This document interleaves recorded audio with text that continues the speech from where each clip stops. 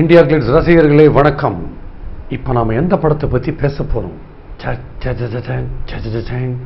எடுத்த உடனே படத்தில் பயங்கரமான சேஸு, தட ஹீரோயின் ஓடுறாங்க, காட்டுக்குள்ளே ஓடுறாங்க, நாட்டுக்குள்ளே ஓடுறாங்க, பாலைவனத்தில் ஓடுறாங்க, பிரிட்ஜில் ஓடுறாங்க, ட்ரெயின் மேலே ஓடுறாங்க, ஃப்ளைட்டில் தொங்குறாங்க, வானத்து மேலே ஏறி ஓடுறாங்க, ராக்கெட்டில் ஓடுறாங்க. எனக்கே மூச்சு வாங்குதுங்க. பயங்கர சேஸு, எல்லா சேஸும் இருக்குது. ஜேம்ஸ் ஆட்லி சேஸ் மட்டும்தாங்க இல்லை, மற்ற எல்லா சேஸும் இருக்குது. ட்ரெயின் மேலே கிட்டத்தட்ட 15 நிமிஷம் ஃபைட்டா? இது என்ன படம்? உங்களுக்கே மூச்சு வாங்குது இல்லை? கொஞ்சம் வெயிட் பண்ணுங்கள். எனக்கே டவுட்டு, ஒருவேளை ஜேம்ஸ் பாண்ட் படம் ஸ்கைஃபால் வந்து பாருங்க, அதுலேயும் இப்படி தான் எடுத்ததுமே ஒரு 20 நிமிஷம் ஃபைட்டு ட்ரெயின் மேலே. அந்த மாதிரி ஒருவேளை ஜேம்ஸ் பாண்ட் படத்தை தமிழில் எடுத்துட்டாங்களா அப்படின்னா சான்ஸ் இருக்குது. சீக்ரெட் ஏஜென்ட் தான் ஜேம்ஸ் பாண்ட். இங்கேயும் ஒரு போலீஸ்காரருடைய பேரை வச்சுட்டாங்களே டைட்டிலில், ஹீரோவுடைய பேர். ஆனால் ஹீரோட பேர் இல்லை. ஹீரோக்கு ஒரு பர்டிகுலர் படத்தில் ஒரு போலீஸ்காரனுடைய பேர். அது என்ன பேர்? நேர சொல்லியா, அலெக்ஸ் பாண்டியன். இதுதானே படம் பேர். உங்களுக்கு பொறுமை போயிடுச்சு இல்லை? எனக்கு ஒரு சின்ன த்ரில்லு, உங்களை கொஞ்சம் உசுப்பி ஏற்றி விடலாம் அப்படின்னு சொல்லிட்டு. என்ன ஏமாந்துட்டீங்களா? நீங்கள் எங்கே ஏமாற போகிறீங்க? கரெக்டாக சொல்லிடுவீங்க, அலெக்ஸ் பாண்டியன் தான் படத்துடைய பேர்.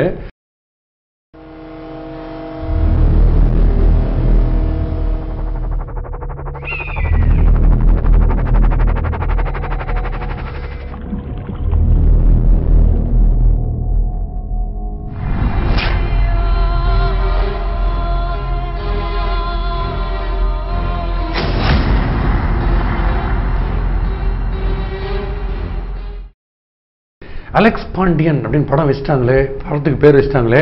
இதில் அப்படின்னு மிடுக்கா காக்கியில் கார்த்தி வருவார் அப்படின்னு நீங்கள் பார்த்தீங்கன்னா அப்படிலாம் கிடையாது. ஒரே ஒரு சீனு, ஃபேன்சி ட்ரெஸ் காம்படிஷன் மாதிரி காக்கியில் வர்றாரு. ஆனால் அவர் வாண்டட், ஜெயிலில் தான் இருக்கார்.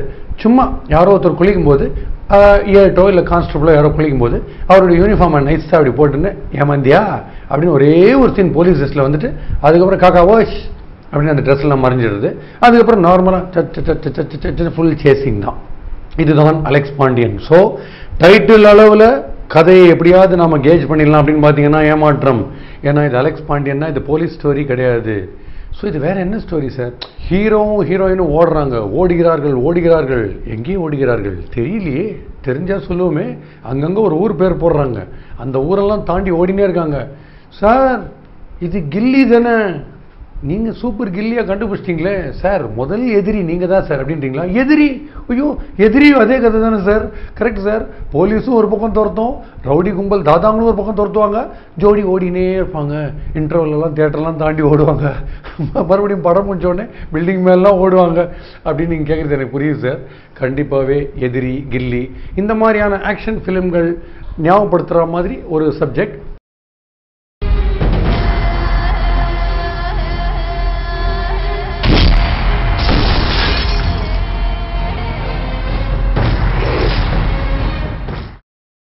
டைரக்டர் சுராஜ், அவர் யாருன்னு கேட்குறீங்க? என்ன விளையாடுறீங்களா நீங்கள்? எந்த அளவுக்கு சிரிச்சிருக்கீங்க, விழுந்து சிரிச்சிருக்கீங்க அவருடைய படங்கள்லாம். ஏன்னா காமெடிக்கு பேர் போனவர். மருதமலை, படிக்காதவன், மாப்பிள்ளை, இந்த மாதிரி படங்கள்லாம் கலக்கியிருப்பார்ல. சரியான சிரிப்பில், அதுவும் போலீஸு, தாதா இவங்களெல்லாம் ஃப்ரேமில் காமிச்சு மேக்ஸிமம் லாஃப்டரை கிரியேட் பண்ண சூப்பரான ஒரு டைரக்டர் சுராஜ். சுராஜோடைய ஸ்கிரிப்டிங்கில் வந்து எனக்கு ரொம்ப நம்பிக்கை உண்டு. நான் விழுந்து சிரிப்பேன் என்றைக்குமே. ஸோ இந்த படத்துலையும் இப்போ நாம் பேசிகிட்டு இருக்கிற இந்த அலெக்ஸ் பாண்டியன்லையும் ஸ்கிரிப்ட் அளவில் காமெடியில் வந்து எங்கேயுமே சர்க்கிள். காமெடியில் நிறைய ஸ்கோப்பு. அந்த வார்த்தை விளையாட்டு சுராஜுக்கு ரொம்ப பிடிக்கும் இல்லை? அதில் வந்து பூந்து விளையாடு இருக்காரு. நான் உனக்கு சோப்பு போடலான்னு பார்த்ததில்லை, நீ எனக்கு ஆப்பு தானே வச்ச, இந்த மாதிரிலாம் டாப்பு ஆப்பு இந்த மாதிரி வேர்ட்ஸ் வச்சு கரெக்டாக அந்தந்த இடத்துல போய் அப்படி உட்காரும் பியூட்டிஃபுல்லாக ஒவ்வொருத்தர் டைலாக் பேசும்போது. ஸோ அந்த விஷயத்தில் சுராஜ் என்றைக்குமே கலக்குவார், அதில் ஒன்றும் டவுட்டே கிடையாது. சரி, அலெக்ஸ் பாண்டியனுக்குவா இதில் என்ன பண்ணியிருக்காரு அப்படின்னு கேட்குறீங்க. ஆமாம், இதில் வந்து சந்தானம் லாஃப்டருக்கு கூடவே கார்த்தி இருக்கார். அவர் லாஃப்டருக்கான்னு கேட்காதீங்க, சந்தானம் இருக்கார் லாஃப்டருக்கு. சந்தானத்துக்கு இதில் என்ன மாதிரியான ரோல்? ஹிட்லர்னு மலையாளத்தில் ஒரு படம் வந்து தெரியுமா, மம்முட்டி படம். சிஸ்டர்ஸை அப்படியே பாதுகாத்துன்னே இருப்பார். அந்த மாதிரி சந்தானத்துக்கு வந்து தான் கூட இருக்கிற 3 சிஸ்டர்ஸை அந்த ஹீரோ பார்த்துடக்கூடாது அப்படின்னு சொல்லிட்டு இந்த பேஸ்கெட் பாலில் தடுத்துனே இருப்பாங்கல்ல, பேஸ்கெட் போட விடாமல் எதிரணி, அந்த மாதிரி தடுத்துனே இருக்கார். அது கார்த்தி ஒவ்வொருத்தரையும் போகும்போது அந்த 3 சிஸ்டர்ஸும் பயங்கரமாக சொல்லி விட்டு அதுக்கு சந்தானம் படாத பாடுபட்டு அடிக்கிற டைலாகு அங்கெல்லாம் கண்டிப்பாக கை தட்டலாம். சூப்பர். உங்க தங்கச்சிங்கிட்ட அவன் துள்ளி விளையாடுகிறான். எப்படி இருக்கு? 3 சூப்பர். எதை சொல்ற? நீங்க எதை கேக்குறீங்க?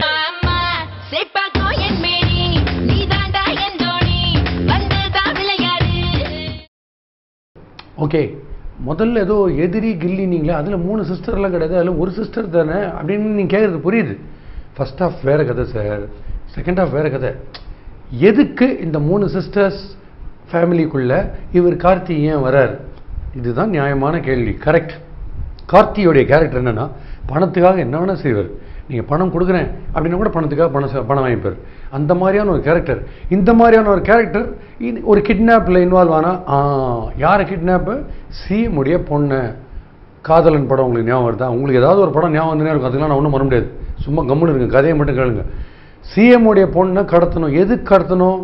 அதாங்க ஒரு வில்லன் கும்பல்லாம் இருப்பாங்களே, இனிமேல் ஒரு 3 வில்லன் இருப்பாங்க தெரியல, ஒரு டாக்டர், ஒரு லாயர், அந்த டைப்பில் வந்து இதில் ஒரு டாக்டர், ஒரு சாமியார், அதுக்கப்புறம் வேறு ஒரு விஐபி, இவங்க ஒரு 3 பேர் சேர்ந்து எப்படியாவது ஒரு மெடிக்கல் ப்ராடக்ட், அமெரிக்காவில் விலை போகாத ஒரு ப்ராடக்ட்டு, அதாவது செல்லாத ஒரு ப்ராடக்டை, மார்க்கெட் நம்ம ஊரில் தானே, உங்களுக்கு ஐபிஎல்லேருந்து எதுக்குமே மார்க்கெட்டு நம்ம ஊர் தான்மா, பயங்கர பாப்புலேஷன் இல்லை, இங்கே தான் போகும். ஸோ இந்த மெடிக்கல் ப்ராடக்ட் எப்படியாவது தமிழ்நாட்டில் எல்லோரும் யூஸ் பண்ண வச்சு பணம் பண்ணணும். ஷிப்பில் மெடிக்கல் ப்ராடக்ட்லாம் எடுத்துன்னு வந்தாச்சு, இதுக்கு ஓகே வாங்கணும். டக்குன்னு உங்களுக்கு மாற்றான் ஞாபகம் வருதா? இதுதான் உங்கள்கிட்ட எனக்கு பிடிக்காத விஷயம். சும்மா தேவையில்லாத வாய் கலரினே இருக்காதிங்க. இந்த மெடிக்கல் ப்ராடக்ட்டை எப்படியாவது மார்க்கெட் பண்ணணும் தமிழ்நாட்டில், எப்படி பண்ணலாம்? சிஎம் ஓகே பண்ணணும். எப்படி நல்ல சிஎம் எப்படி ஓகே பண்ணுவார்? ஓகே பண்ணக்கூடாது. சிஎம் ஓகே பண்ணுறதுனா கதையே இல்லையே. சரி, சிஎம் ஓகே பண்ணணுன்னா கரெக்டாக புஷ்டிங்க, அந்த பொண்ணை கிட்னாப் பண்ணணும்.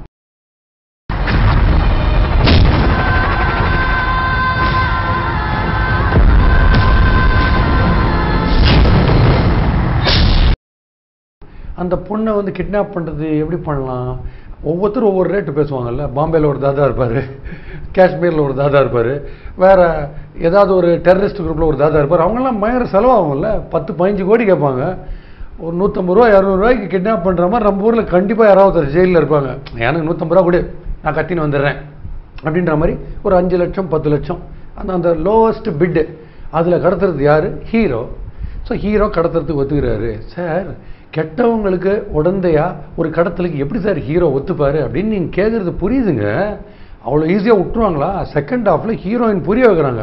இப்போ நீ என்னை கடத்தினியே, எனக்கு உண்மையில லவ் கூட வந்துடுச்சு, பட் என்னை நீ எதுக்கு தெரியுமா கடத்திருக்க? 3 கெட்டவங்க இருக்காங்க, அந்த கெட்டவங்க தப்பான ஒரு விஷயத்துக்காக தமிழ்நாட்டில் சுற்றின்னு இருக்காங்க.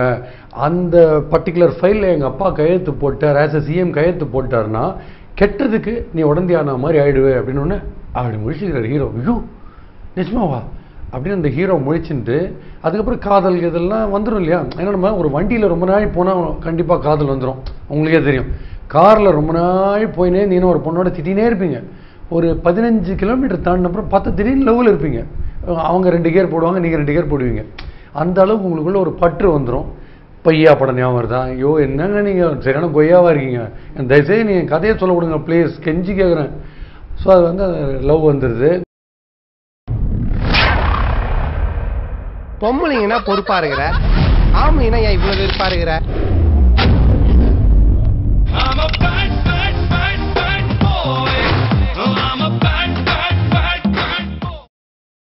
அந்த லவ் வந்த உடனே ஆட்டோமேட்டிக்காக லவ்வர் ஆயிடுச்சு. லவ்வர் ஆனதுக்கப்புறம் வில்லனுக்கு எதிராக போய் தான் ஆகணும். ஏன்னா வில்லனுங்க மொத்தமாக இந்த ஜோடியை துரத்துறாங்க. ஃபர்ஸ்ட் ஆஃப் ஆல் லவ் ஒரு ரீசனு. இன்னொன்று வந்து லவ்வருடைய அப்பா வந்து கையெழுத்து போட மாட்டேன்னு எதுக்கு சொன்னார்னா தமிழ்நாட்டுடைய நல்லதுக்காக சொல்லியிருக்காரு. அப்படி இருக்கும்போது என்ன பண்ணுறது? அந்த கடத்தலில் ஓகே சொல்ல முடியாது. ஸோ அதனால் வில்லனுக்கு எதிராக கிளைமேக்ஸில் ஒரு சூப்பர் ஃபைட் இருக்கும். யார் ஜெயிக்கிறாங்களா? நான் நீங்கள் தமிழ் படம் எவ்வளோ வருஷமாக பார்க்குறீங்க? 75 வருஷமாக பார்க்குறீங்கல்ல? எப்படி வேறு யார் ஜெயிப்பாங்க? ஹீரோ தான் ஜெயிக்கணும். எனக்கு கதையாக இருக்குது, அவ்வளோதான், ஹீரோ தான் ஜெயிக்கிறார். இதில் பல சூப்பரான சீன்ஸ் எல்லாம் இருக்குது. ஃபார் எக்ஸாம்பிள் நீங்கள் பார்த்தீங்கன்னா இப்போ வந்து எப்படியாவது அந்த சிஎம்முடைய பொண்ணை கிட்னாப் பண்ணணும், கப்பலில் இருக்காங்க அப்படின்றது அலட்சியமாக ஒரு 3 நிமிஷத்தில் வந்து ஒரு வெயிட்டர் ட்ரெஸ்ஸு டக்குன்னு ஒரு வெயிட்டர் ட்ரெஸ்ஸில் மாறி தண்ணியில் நீஞ்சி அப்புறம் கப்பலுக்குள்ளே போய் ஒரு ட்ரிங்க்ஸ் கொடுத்து அந்த ட்ரிங்க் அவங்க மேலே கொட்டி எக்ஸ்கியூஸ் மீ ஐம் சாரின்னு சொல்லி அதுக்கப்புறம் மயக்க மாட்டேன் சரி நாங்கள் மூஞ்சில் அடிச்சு அலட்சியமாக ஒரு 3 நிமிஷத்தில் கடத்திடுறாரு. ஸோ இந்த மாதிரி விஷயங்கள்லாம் இருந்தால் கூட ஓகே. இதில் வந்து நம்ம வந்து ஒரு பர்டிகுலர் டைட்டிலில் வந்து ஆக்ஷன் ஒரு அதிரடி போலீஸ்ன்னு நினச்சி ஏமாந்துட்டோம், ரைட். பட் காமெடி அளவில் கண்டிப்பாக ஏமாத்தலை.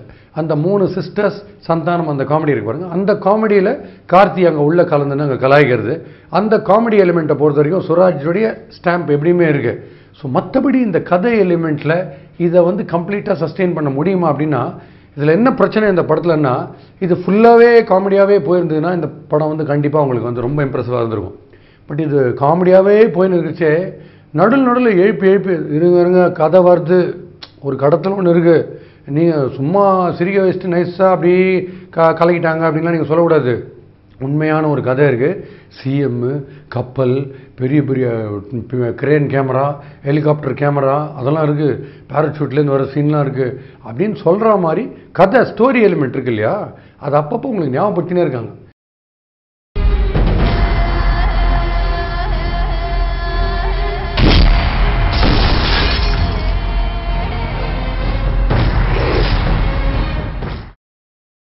மறுபடியும் செகண்ட் ஹாஃபில் நீங்கள் அப்படி போய் அப்படி உட்காந்து கதையெல்லாம் வரப்போகிறது அப்படின்னு திடீர்னு காட்டுக்குள்ளே 2 லவர்ஸும் வந்து 2 லவர்ஸ் கிடையாது, கதாநாயகன் கதாநாயகி 2 பேரும் போயிடுறாங்க. அங்கே மனோபாலா வந்து ஒரு கையில் துப்பாக்கியோட ஒரு ஆஃபீஸராக, ஒரு மிலிட்ரி ஆஃபீஸர் மாதிரி வர்றாரு. அவர் வந்துட்டு அவர் என்ன பண்ணுறாருன்னு தெரியல, பட் துப்பாக்கியோட வர்றாரு, சுடலாம் ட்ரை பண்ணுறாரு. அவரை வச்சு பயங்கரமாக காமெடியெல்லாம் பண்ணணும்னு பார்க்குறாங்க. பட் எனக்கு தெரிஞ்ச அதில் அந்த அளவுக்கு ஒர்க் அவுட் ஆகலை. யூஸ்வலாக மனோபாலா வந்தார்னா இல்லை கண்டிப்பாக சிரிப்போம். ஏன்னா செக்ஷனாக உங்களுக்கு வந்து சீன்ஸ் வந்து சூப்பராக இருக்கும், எப்படி இருந்தனா எப்படி ஆகிட்ட மாதிரி இருக்கும்.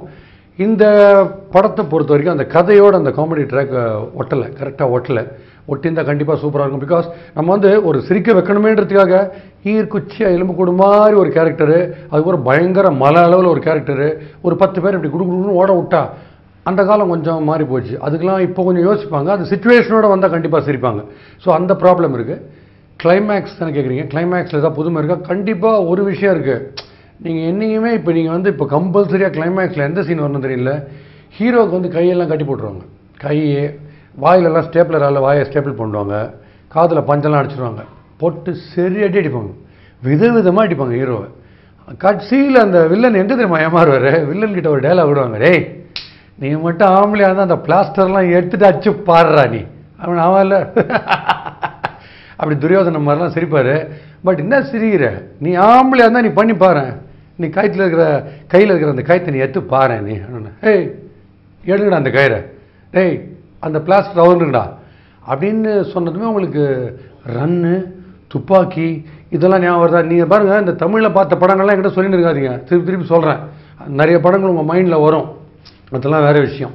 ஸோ பட் அந்த கடைசியில் வந்து அந்த ஒண்டி தான் ஃபைட். நீங்கள் துப்பாக்கி வச்சுக்கோங்க, பீரங்கி வச்சுக்கோங்க, ராக்கெட் லான்ச்சர் வச்சுக்கோங்க, நீங்கள் என்ன வேணால் கையில் வச்சுக்கோங்க, கடைசி சீன் மட்டும் ஒண்டி டிஷ், அதுதான் லாஸ்ட் சீன், அதுதான் நியாயமான லாஜிக்.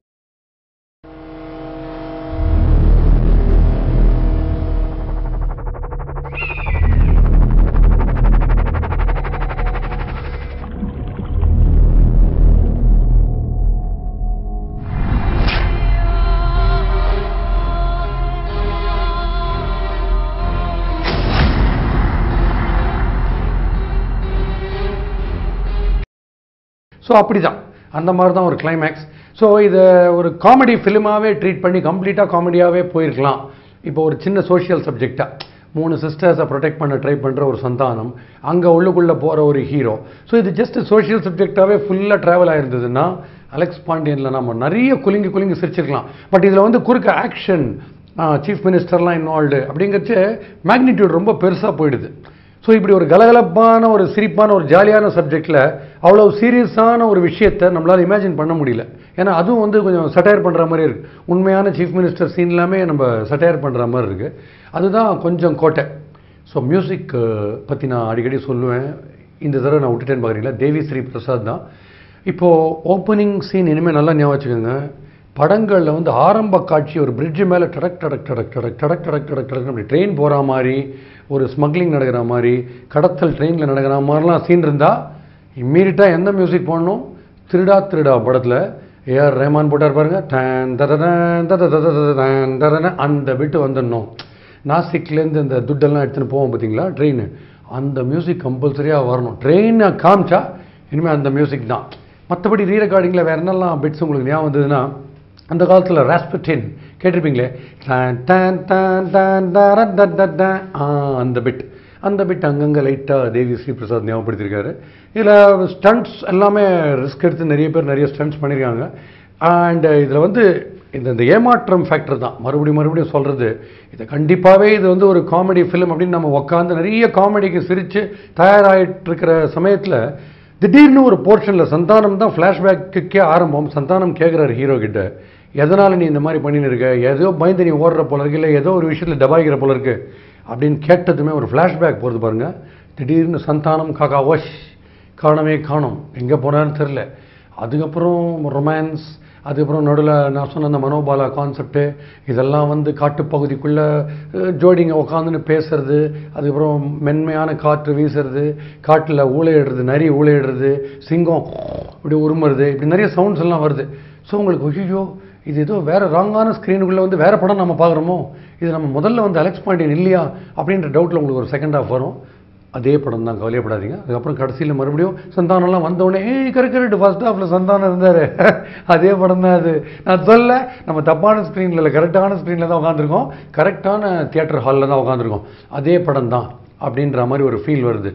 அண்டு இதுக்கு மேலே அனுஷ்கா பற்றி கண்டிப்பாக சொல்லணும். நார்மலாக அனுஷ்காவுக்கு வந்து இப்போ ஆஃப் லேட் ஃபிலிம்ஸில் வந்து அவங்க வந்து நல்ல பர்சனாலிட்டி, ஸ்க்ரீன் ப்ரெசன்ஸ்லாம் இருக்கும், கதையில் வந்து முக்கியமான இன்வால்மெண்ட் இருக்கிற மாதிரி, அவங்களுக்கு ஒரு கேரக்டரைசேஷன் இருக்கிற மாதிரி கண்டிப்பாக ஒரு ரோல் கொடுப்பாங்க. இதில் பல சீனில் வந்து அனுஷ்கா வந்து அப்படியே பார்த்துன்னே இருக்காங்க. அனுஷ்காவுக்கும் நமக்கும் ஒரே வித்தியாசம், நம்ம 120 ரூபா கொடுத்துட்டு பார்க்குறோம், பட் அவங்க கொடுக்காமல் ஃப்ரீயாக படம் பார்க்குறாங்க. அதுதான் ஒரே வித்தியாசம் அனுஷ்காவுக்கும் நமக்கும். அண்ட் ஃபைனலாக என்ன சார் சொல்லலாம் இந்த படத்தை பற்றி அப்படின்னு பார்த்தீங்கன்னா, இதில் நிறையா பறந்து அடிக்கிற சீன்லாம் நிறைய இருக்குது. எங்கெங்கேயோ எல்லாம் பறக்குறாங்க. ஒருத்தரை அப்படி அடிச்சா அவர் அடிக்கும்போது அவரே பறந்து தான் அடிக்கிறார். ஓகே, அடித்து பறந்து அடித்த உடனே யார் அடி வாங்குறாரோ அவர் பறந்து 4 பின்கோடு தள்ளி போய் விழுறாரு. ஸோ பறக்கிற சீன் நிறைய இருக்குது. ஸோ அதனால் என்கிட்ட தயவுசெய்து படம் ஓடுமாலாம் என்கிட்ட கேட்குறீங்க, படம் பறக்கும் பயங்கரமாக. ஸோ பறக்கக்கூடிய ஒரு படம் அலெக்ஸ் பாண்டியனில் அலெக்ஸ் தாண்டியன்.